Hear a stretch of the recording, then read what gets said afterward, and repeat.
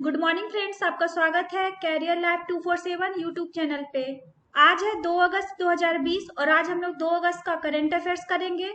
आज की current affair से कुछ हम लोग एमसीक्यू डिस्कस करेंगे और इन एमसीक्यू से रिलेटेड जितने भी इंपॉर्टेंट स्टैटिक्स होंगे इन सारे को आज हम लोग डिस्कस करेंगे। तो फ्रेंड्स, आप इस वीडियो को लास्ट तक देखिए। लास्ट में मैं आपसे एक क्वेश्चन पूछूंगी और उसका आंसर आपको कमेंट बॉक्स में बताना है। आज के वीडियो का पीडीएफ आप लोगों को टेलीग्राम चैनल पे अवेलेबल करा दिया जाएगा और इस टेलीग्राम चैनल का लिंक मैंने नीचे डिस्क्रिप्शन बॉक्स में दे दिया है। आप उस लिंक को क्लिक करके आज के वीडियो का पीडीएफ डाउनलोड कर सकते हैं। फ्रेंड्स, अगर आप किसी भी एग्जाम की तैयारी कर रहे हो, चाहे वो बैंक हो, एसएससी हो या रेलवे हो या फिर कोई अदर स्टेट का एग्जाम हो, इन सारे एग्जाम के लिए ये करंट अफेयर काफी इंपॉर्टेंट होने वाला है। फ्रेंड्स, अगर अभी तक आपने मेरे चैनल को सब्सक्राइब नहीं किया है तो मेरे चैनल को जरूर सब्सक्राइब कर ले और इस बेल आइकन का बटन जरूर दबाएं जिससे मेरी अपकमिंग वीडियो की नोटिफिकेशन आपको मिलती रहे। तो चलिए स्टार्ट करते हैं इस सेशन को। आज का मेरा फर्स्ट क्वेश्चन है, हाल ही में आइवरी कोस्ट के प्रधानमंत्री के रूप में किन्हें नियुक्त किया गया है? Who has been appointed as the Prime Minister of Ivory Coast recently? तो यह है हमीद बाकायको। तो इसका आंसर हो जाएगा सी। अभी हमीद बाकायको जी को आइवरी कोस्ट के प्रधानमंत्री के रूप में अपॉइंट किया गया है। फ्रेंड्स, अभी ने आइवरी कोस्ट का प्रधानमंत्री अपॉइंट किया गया है। तो हम लोग आइवरी कोस्ट से रिलेटेड कुछ स्टैटिस देख लेते हैं। अब हम लोग जानते हैं आइवरी कोस्ट के बारे में। आइवरी कोस्ट का कैपिटल क्या है? यामोसुक्रो। आइवरी कोस्ट का ऑफिशियल लैंग्वेज कौन सा है? फ्रेंच। और अभी प्रेजेंट टाइम में आइवरी कोस्ट के प्रेसिडेंट कौन है? अलासाने ओतारा। और अभी प्रेजेंट टाइम में आइवरी कोस्ट के प्राइम मिनिस्टर कौन है? हमीद बाकायको। नेक्स्ट क्वेश्चन है, हाल ही में कोविड-19 पर उच्च स्तरीय मंत्रियों समूह की 19वीं बैठक की अध्यक्षता किसने की है? Recently who chaired the 19th meeting of the high level group of ministers on COVID-19? तो यह है डॉक्टर हर्षवर्धन। तो इसका आंसर हो जाएगा डी। अभी हमारे केंद्रीय स्वास्थ्य मंत्री डॉक्टर हर्षवर्धन जी ने कोविड-19 पे उच्च स्तरीय मंत्री समूह की 19वीं बैठक की अध्यक्षता की है और इस बैठक का आयोजन किया गया था न्यू दिल्ली में। और जब हम बात करते हैं अपने देश भारत की, तो भारत में स्वस्थ होने की दर 64.54% है।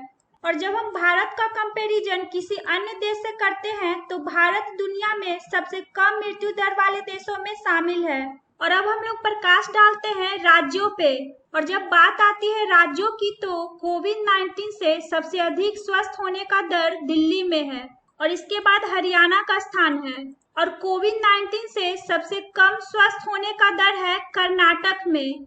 नेक्स्ट क्वेश्चन है, हाल ही में किस राज्य सरकार ने राज्य के मंत्रियों और विधायकों से मुख्यमंत्री राहत कोष में अपने वेतन का 30% हिस्सा देने की अपील की है? Recently, which state government has appealed to the state ministers and legislators to give 30% of their salary to the Chief Minister's Relief Fund?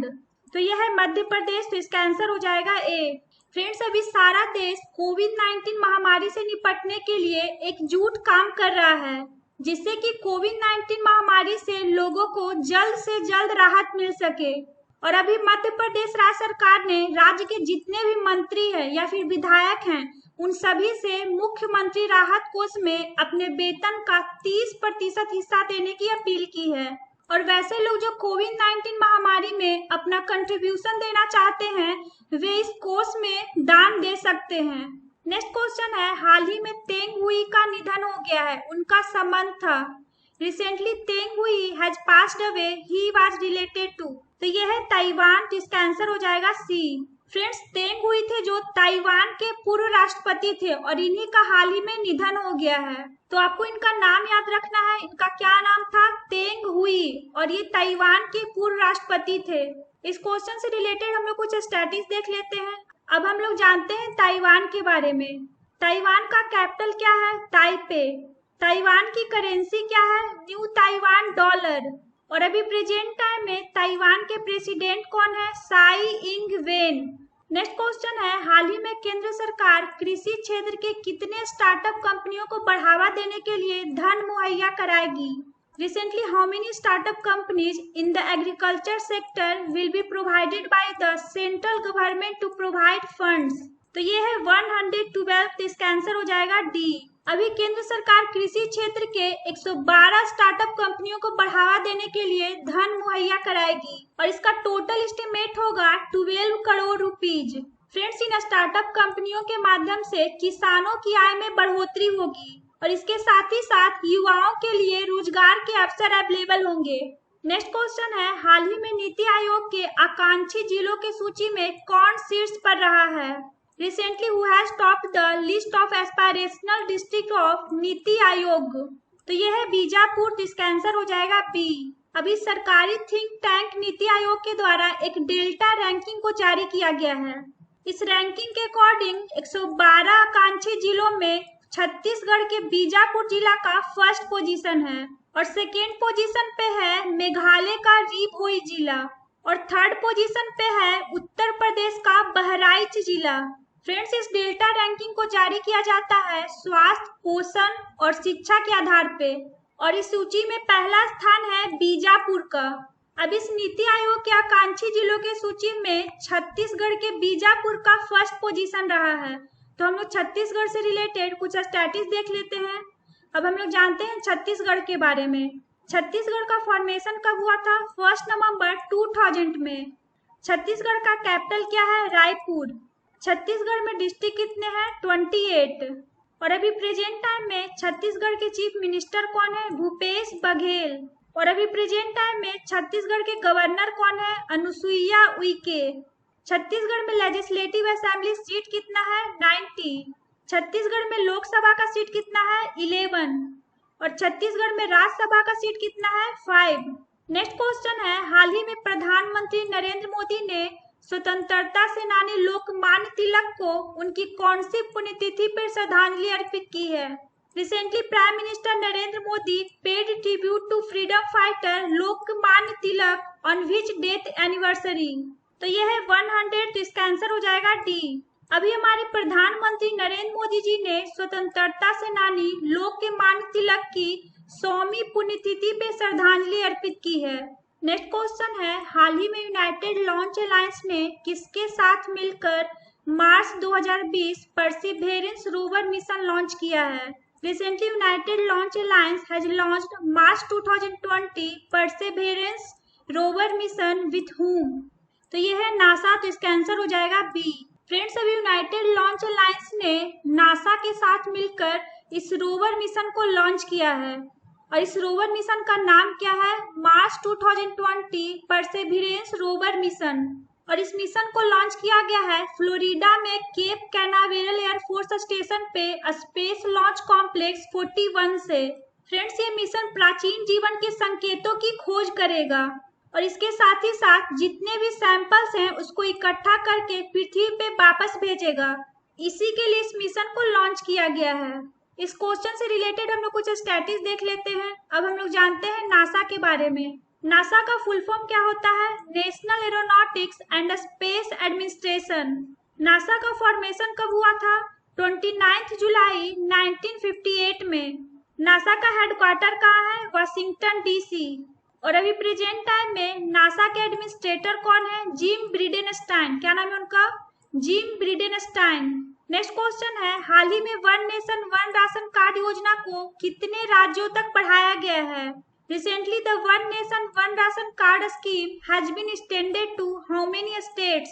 तो ये है 4th, इसका आंसर हो जाएगा बी। फ्रेंड्स, अभी one nation one ration card योजना को 3 राज्यों और 1 केंद्र शासित प्रदेश में बढ़ाया गया है। इनमें शामिल है मणिपुर, नागालैंड, उत्तराखंड और जम्मू कश्मीर। इन्हीं 3 राज्यों और 1 केंद्र शासित प्रदेश में इस योजना को बढ़ाया गया है। इसके साथ ही अब 24 राज्यों में लाभार्थियों को कवर करने वाले राशन कार्ड पोर्टेबिलिटी की सुविधा प्रोवाइड की जाएगी। फ्रेंड्स, अब इस योजना के माध्यम से लाभार्थी इन राज्यों में किसी भी उचित मूल्य की दुकान से राशन का अपना हक उठा सकते हैं। नेक्स्ट क्वेश्चन है, हाल ही में किसने one stop knowledge portal MSME सक्षम लॉन्च किया है? Who has recently launched the One Stop Knowledge Portal MSME सक्षम?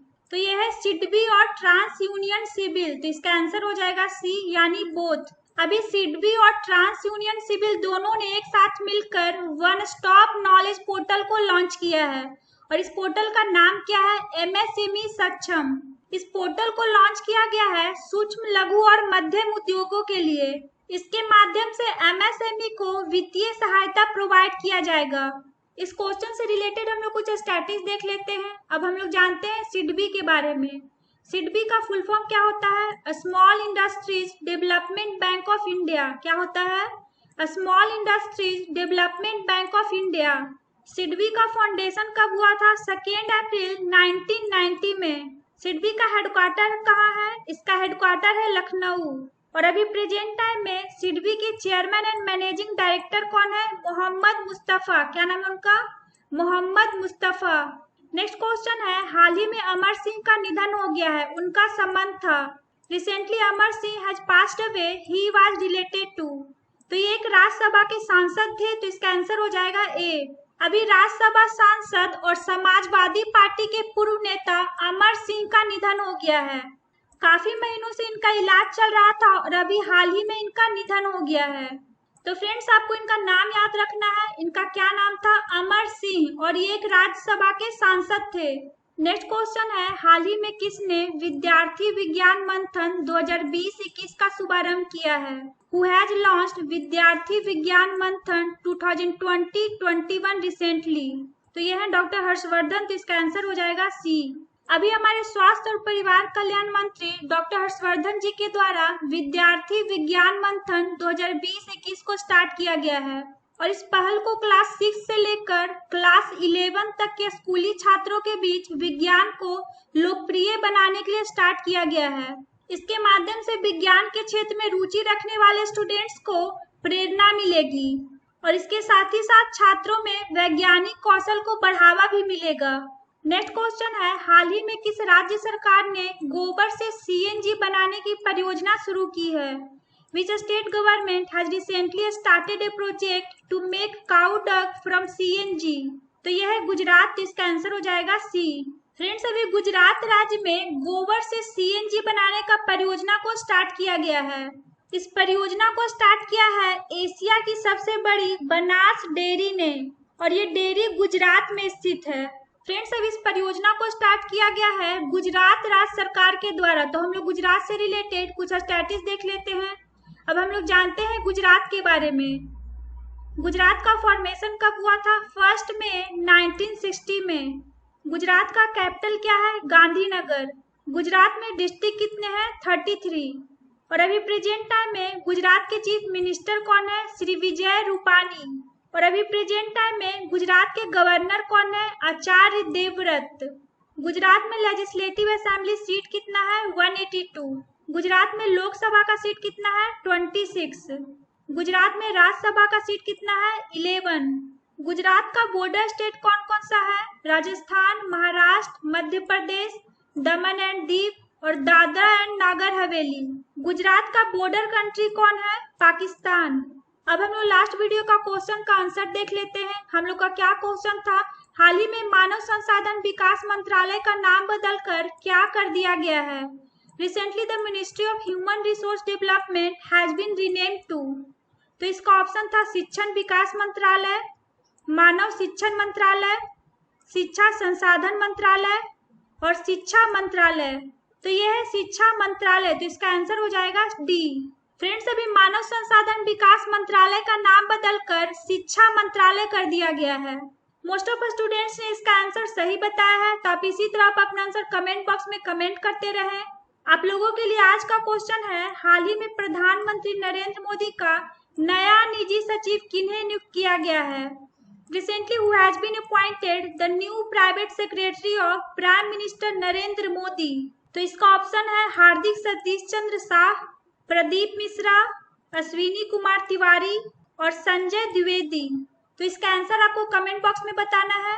फ्रेंड्स, मेरा ये वीडियो आपको कैसा लगा मुझे कमेंट बॉक्स में कमेंट करके जरूर बताएं और अगर आपको ये वीडियो अच्छा लगा हो तो इसे लाइक और शेयर जरूर करें। Thanks for watching.